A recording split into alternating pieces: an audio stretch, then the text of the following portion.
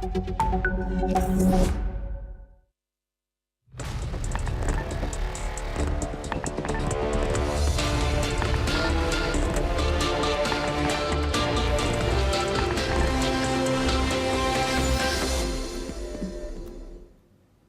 and welcome viewers, I'm Pia and you're watching Gulf Today on NewsX World. Let's take a look at the headlines this hour.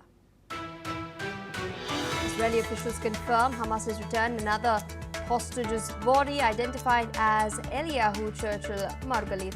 The Hostage Family Forum has confirmed that Margalit was murdered by Hamas in Kibbutz Nir Oz on 7th October 2023 and his body was then taken by Hamas.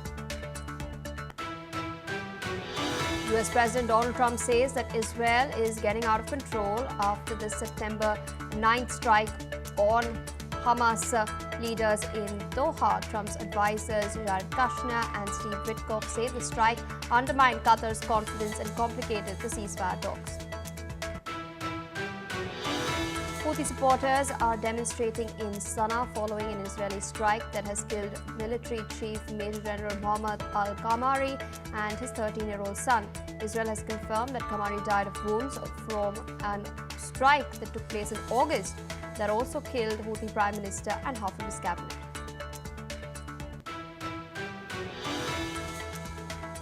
Pakistani state media now claims that Qatar will be hosting talks between Pakistani Defence Minister and Intelligence Chief and Taliban officials.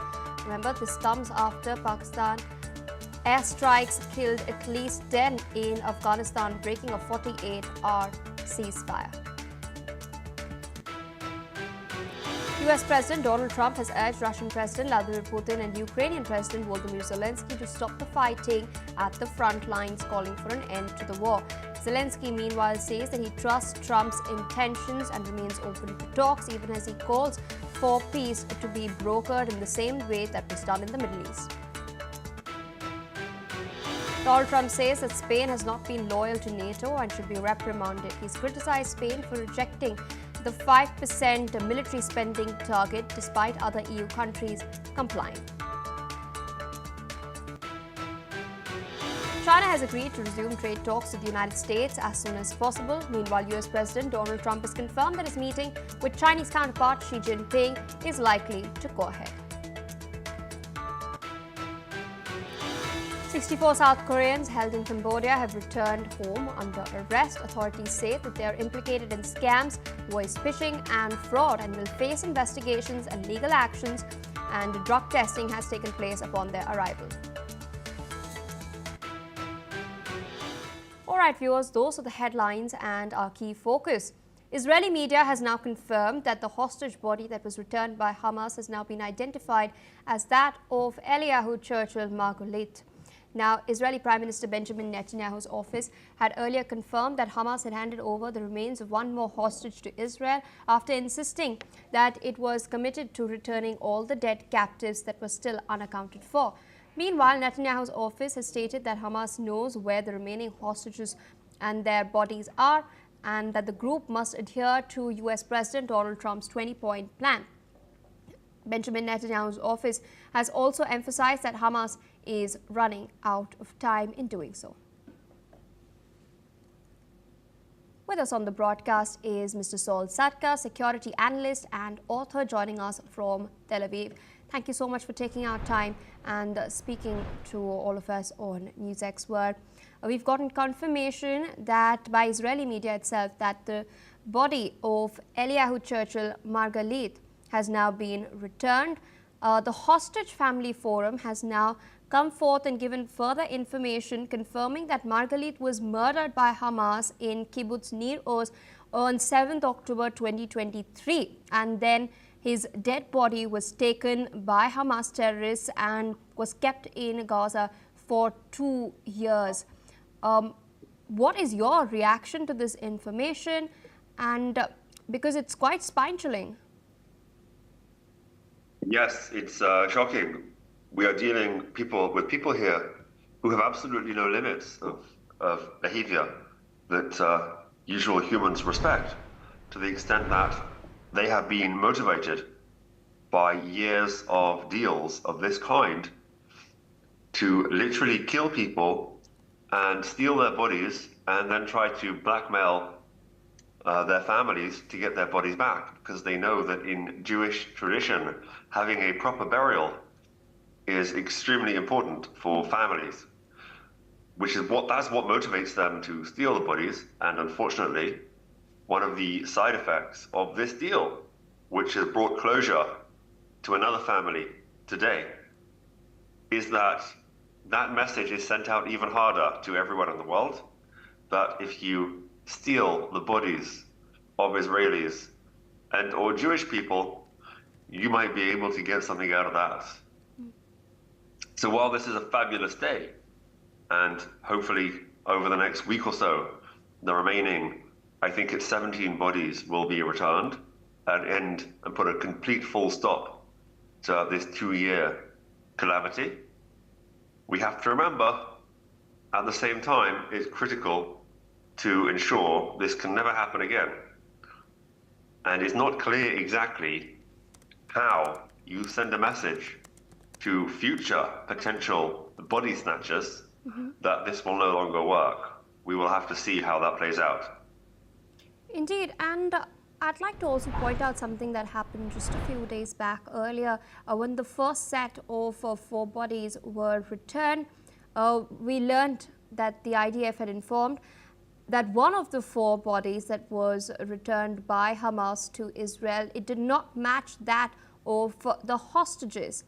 And Israel has then emphasized that Hamas is required to make all the necessary efforts to return the dead hostages. Hamas, in the meantime, claims that it requires heavy equipment in order to unearth the bodies that are in tunnels. Can these claims really be taken at face value, considering what we've seen take place just 2 days ago with the bodies not really matching? Yeah, the fact that they returned a body that was not the correct body, that's not the first time that happened. The same was done about a year ago when other previous bodies were released, including the body of Shiri Bibas was returned. It was someone else entirely. It could be this was accidental, but most likely it isn't. Most likely it is part of a sick psychological warfare game. However, psychological warfare is only works so well if you don't have any actual tools to fight your enemy. And Hamas no longer really has any significant leverage against Israel. And so their end is nigh, except to the extent that they control the population of Gaza. There are nearly 2 million people living in the Gaza Strip at the moment in about 40% of its former area, mostly not in their original homes, because most of the domiciles in Gaza are destroyed. As a result, we have to hope that those people are able to overthrow the remnants of Hamas. Because it has to be said that the Israeli public no longer are particularly motivated to have their sons go into what is now a foreign territory to get rid of a jihadist group that no longer poses a threat to them in the short term or even the medium term. As long as Israel maintains a perimeter and prevents them from rearming, which Israel can easily do, Hamas no longer presents a threat to Israelis. So Israelis no longer have any kind of motivation to attack Hamas. And even that applies across the spectrum on the left and the right for their own reasons. The left in Israel are not keen under any circumstances for the army to continue the war. And the right, on the other hand, the more Machiavellian side of the right would say, well, it's quite useful, seeing as Hamas are no longer posing a threat to us personally, it's quite useful to have them there controlling the population. Otherwise, we would have to. So there's no more motivation in Israel, no appetite really, except among very small groups, to continue the war against Hamas. As far as Israel is concerned, its war goals are as good as complete once the bodies have been completely returned. And so the remaining bodies, once they come back, it's going to be very difficult for the Gazans to overthrow the people, but that's what's going to have to happen because the IDF are not going to do it. And no foreign or Arab army is going to come there and disarm them. And if Hamas does not disarm, the net effect will only be a negative to the Gazans. It's really a Gazan people's problem if Hamas is still there, because it means no redevelopment money, no major rebuilding can even begin while they're still there. My question is, stay on with us as we're tracking some other developments on the broadcast.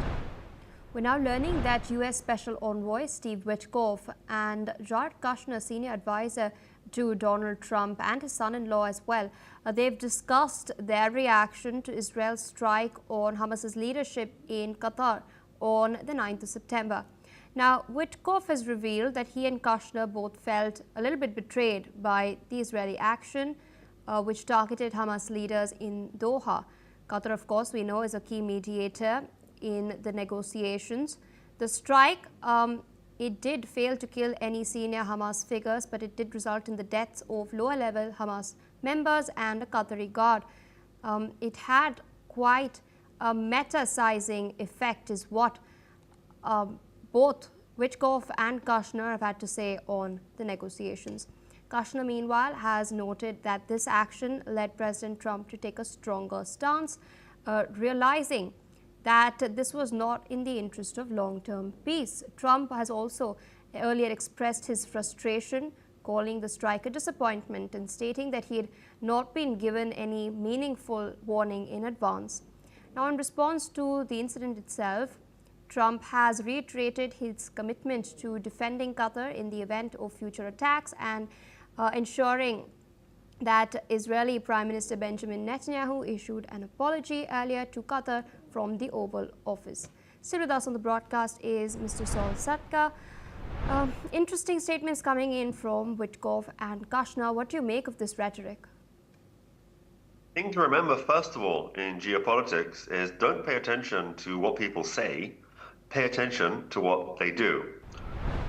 And if you look, approximately 4 or 5 days before the Israeli attack on Qatar, there were statements coming out directly from the American administration, from, in particular, Bona, who was the hostage negotiator, and also Rubio, who became openly critical and increasingly critical of Qatar. And that fits with a piece of knowledge that Israel was not particularly open about broadcasting, but was widely known in Israeli circles here, that it was Qatar who for a while have been telling Hamas what to do and how to negotiate. And seeing as that Hamas were not releasing the hostages, it was quite clear that it was Qatar that was telling them that they should hold out for a better deal, and that's been going on for 2 years. Of course, the entire attack was planned out of hotels in Qatar. So Qatar is not a neutral player as far as Israel is concerned. They were Hamas's primary patron, their primary sponsor. So, but like I said, pay not attention to what these people are currently saying. Pay attention to what they did. And what they did was, a couple of days before the attack, they started warning Qatar that their time as a useful intermediary was coming to an end, and implying quite clearly, because Qatar cannot function. Qatar has a population of 300,000 people, of which only about half at any one time live in the country, particularly in the summer, because it's extremely hot. It can be 50 degrees. And the people there are very wealthy, those 300,000 people, and they don't stay there if they don't have to in the summer. In addition to that, they have about 2 million people who live among them, most of them from the Indian subcontinent, particularly from India, from Sri Lanka, but also from Southeast Asia, who live there mostly in terrible conditions and earning very, very low wages compared to what the Qataris earn. The people there are not happy, and the Qatari government is extremely fragile. They don't have any local Qataris who can protect their tiny state from their very large and powerful neighbors to the south and the north, to wit, Iran and Saudi Arabia. So they need to find ways, they need to make alliances to protect themselves. Their paranoia is that at some point in the future, they're going to be attacked not by Israel, but by Saudi or by Iran. And that's the game they've been playing for years. So 4 days after that happened, it was the Israeli strike.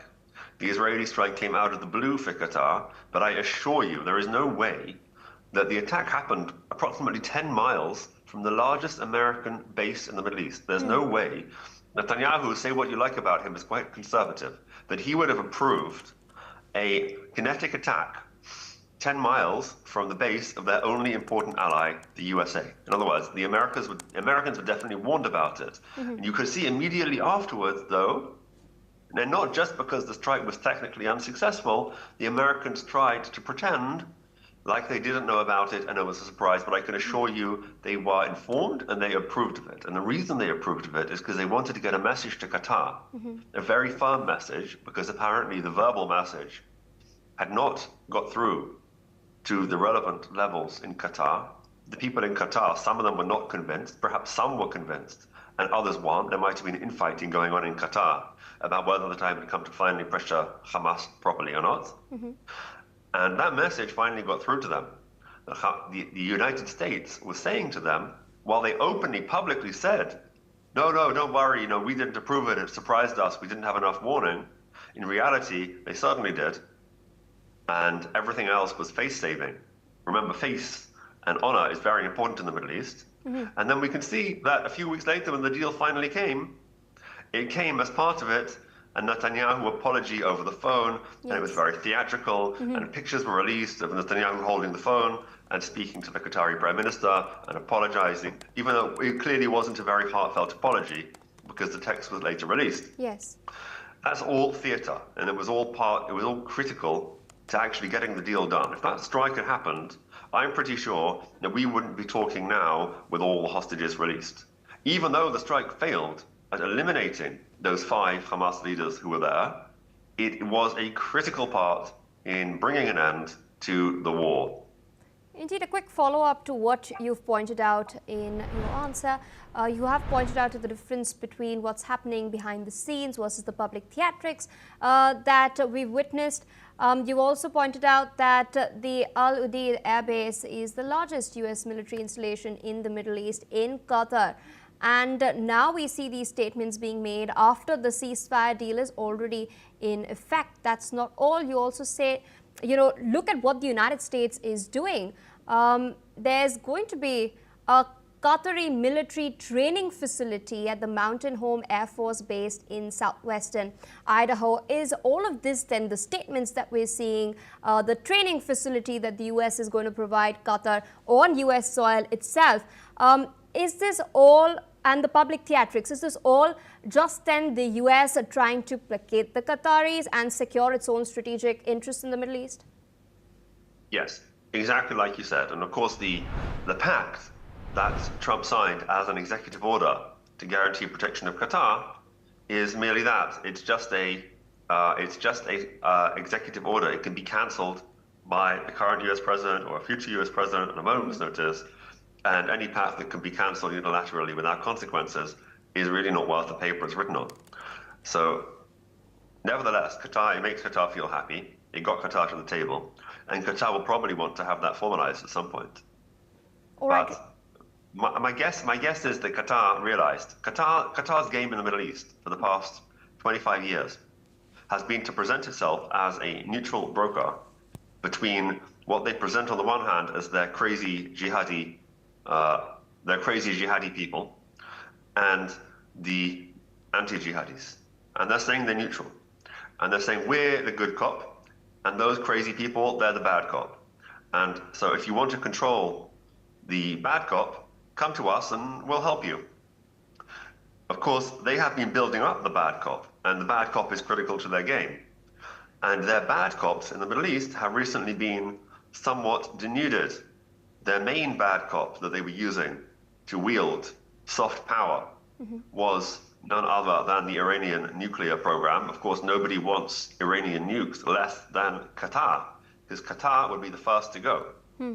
They didn't want Iranian nukes, but they wanted the threat of Iranian nukes to force other people to come begging to them, please help us, Qatar, deal with the Iranians.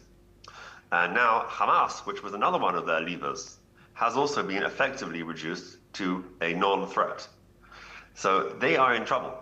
Their game of good cop, bad cop with jihadis is up. So they are trying now to make friends. And we'll see how that plays out. They've already reduced the output and the tone of the invective that comes out of their various propaganda outlets like Al Jazeera. Yes. That's already been toned down. And we'll see how this plays out. It could well be that in a year or so we will be talking and Qatar and Israel would be officially great friends and all the nasty stuff that's been said from one side to the other put behind us. We'll see. Time will tell. Requesting you to stay on with us as we're tracking some further updates from the Middle East itself. Supporters of Yemen's Houthi rebels have taken to the streets of Sanaa following the death of their military chief, Major General Mohammed Al-Ghamari, in an Israeli airstrike. Now, the Iran-backed Houthi group has confirmed Ghamari's death, stating that he was killed alongside his 13-year-old son and other companions. While the Houthis did not specify the exact date of the attack, Israeli Defense Minister Katz has now confirmed that Ghamari died of his wounds from an Israeli airstrike that had taken place earlier in August. Remember, the strike in August also targeted the Houthi Prime Minister and several cabinet members, resulting in multiple casualties. The death of Ghamari has sparked protests in the Yemeni capital as Houthi supporters rallied in response to the attack, which further escalates tensions. Listen in to what locals had to say. ما ناله الشهيد القائد العظيم اللواء الركن محمد عبد الكريم الغماري هو وسام عالي ورفيع وكان يطمح إليه ويرنو إليه وبالتأكيد نحن مستعدين أن نقدم التضحيات تلو التضحيات في سبيل الله سبحانه وتعالى ونصرة للمستضعفين من أبناء أمتنا. لأن الأعداء إذا حاولوا أن يختاروا شخصا فنعرف أيها الأمة العربية والإسلامية أن هذا الشخص عظيم وأن هذا الشخص مؤثر وأن هذا الشخص كان له دورا بارزا ودورا فعالا بالنكاية بأعداء الله. وخرجنا أيضا لنقول إخواننا في فلسطين نقول لهم عيوننا كما قال السيد القائد عيوننا مفتوحة على الرصد الدائم. إن عادوا الأعداء من البر فنحن جاهزون وإن عادوا من البحر فنحن جاهزون وإن عادوا من الجو فنحن جاهزون. Still with us on the broadcast is Mr. Saul Sadka. Interesting reactions coming in from Houthis and their supporters, because earlier, before the ceasefire deal over the last couple of months, we've seen hostilities between Israel and the Houthis increase quite significantly, with a barrage of drones and missiles being traded. The Houthis claim that they were supporting Hamas in Gaza. Now, with the ceasefire, do you think they will continue to escalate, or will they finally focus on what's taking place within Yemen, the fact that there's a humanitarian crisis over there?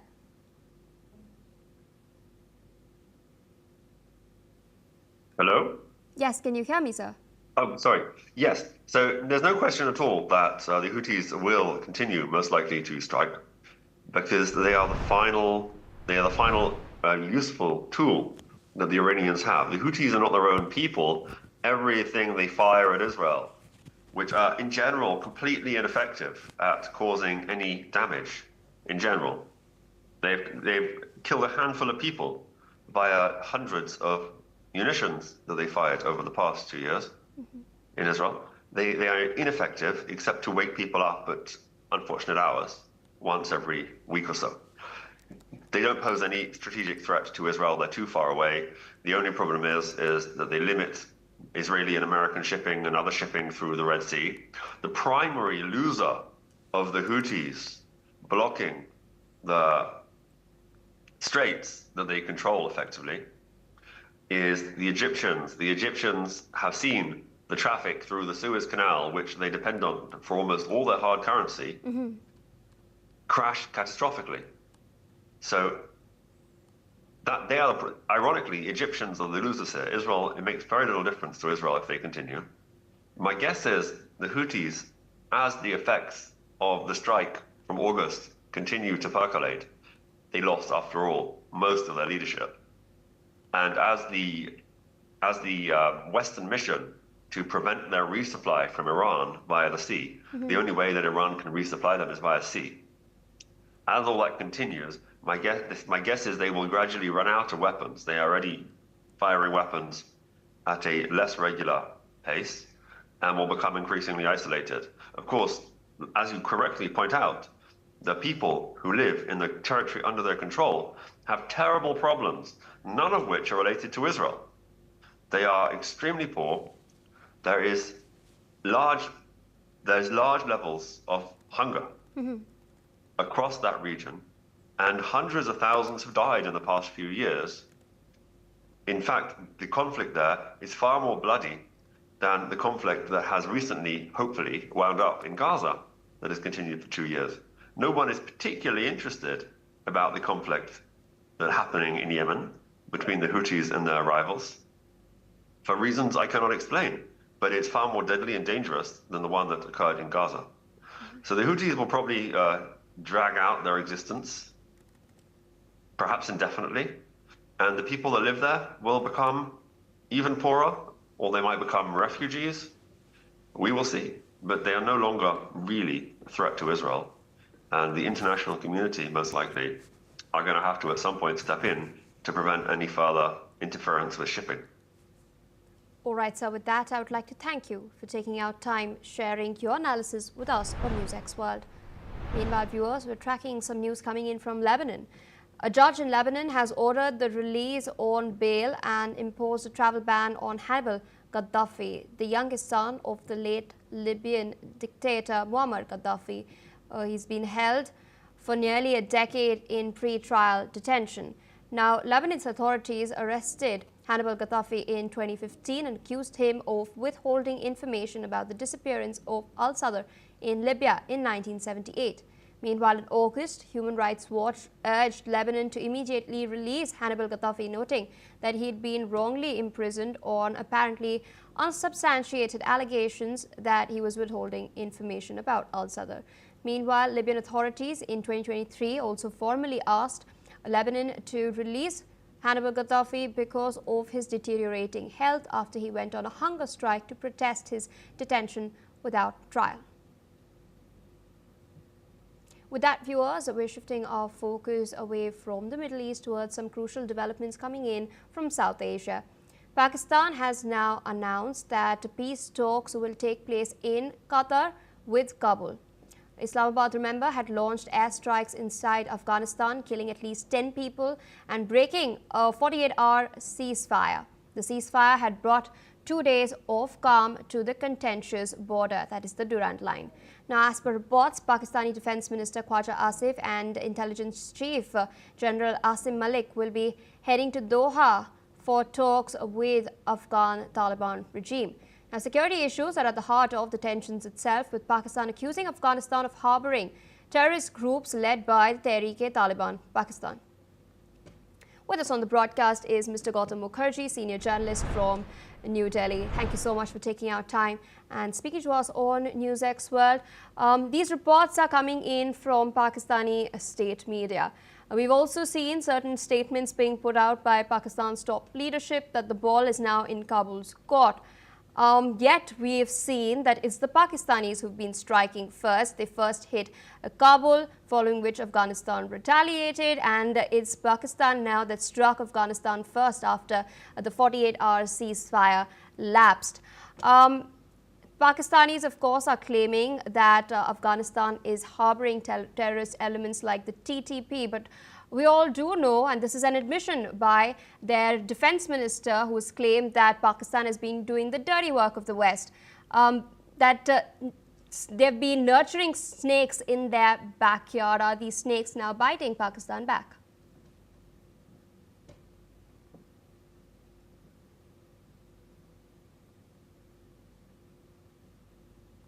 Mr. Mukherjee, over to you.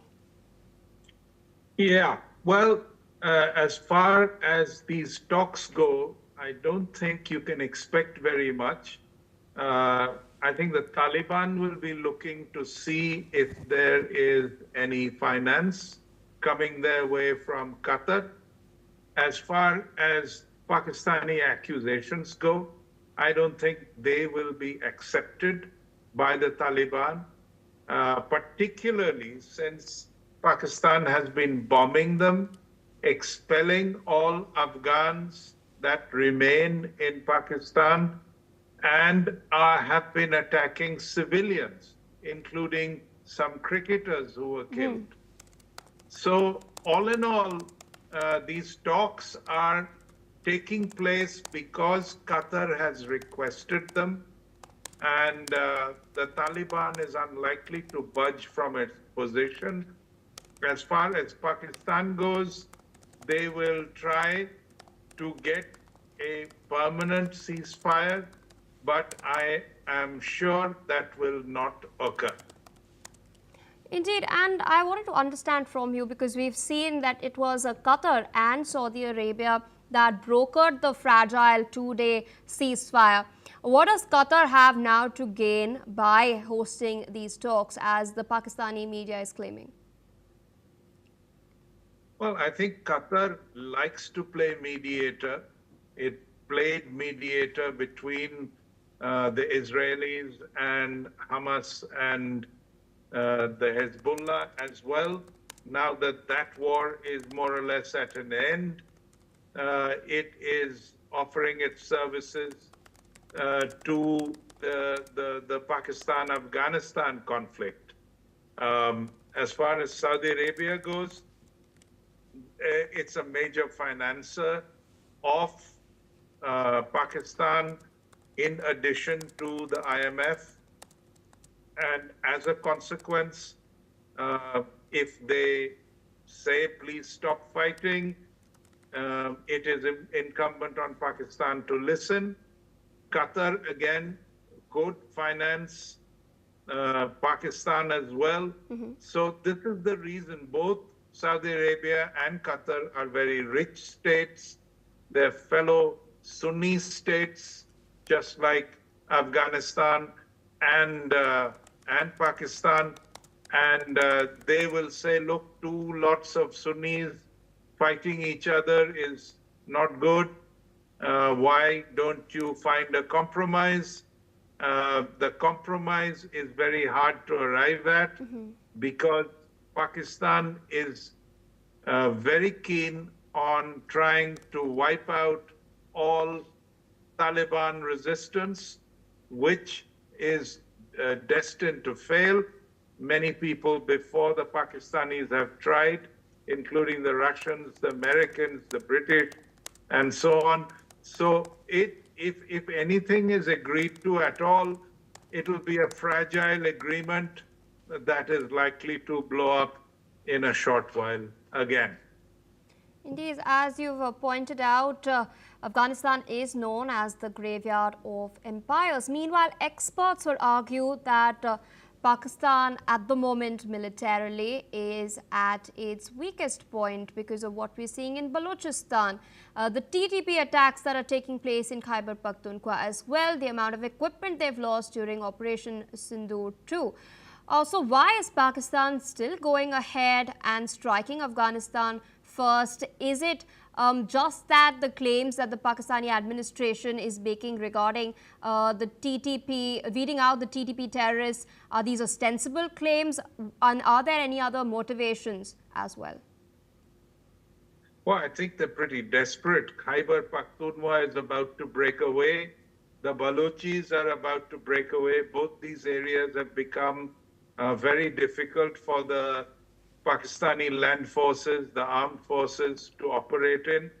They're using airstrikes because their ground forces are being slaughtered in both places. In addition, the Taliban wing in Pakistan has been attacking in Lahore, Muridke, and Islamabad and other places.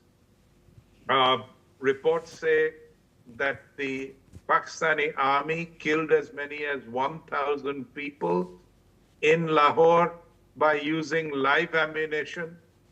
This will not go unrevenged, and Taliban will attack. So Pakistan is on the brink. It's having problems in POK and Gilgit-Baltistan as well. So to what extent can it control all these insurgencies remains to be seen. As far as Afghanistan goes, it's a fairly straightforward effort. to retaliate against Pakistan's betrayal, and they will keep, in my opinion, persisting till Khyber Pakhtunkhwa breaks away. They do not accept the Durand Line now. They never have, and they never will. All right, Mr. Mukherjee, with that, I'd like to thank you for taking out time, sharing your insight with us on NewsX World. With that, viewers, it's a wrap on the Gulf today. Continue watching NewsX World for more such updates. We'll be back after a quick short break.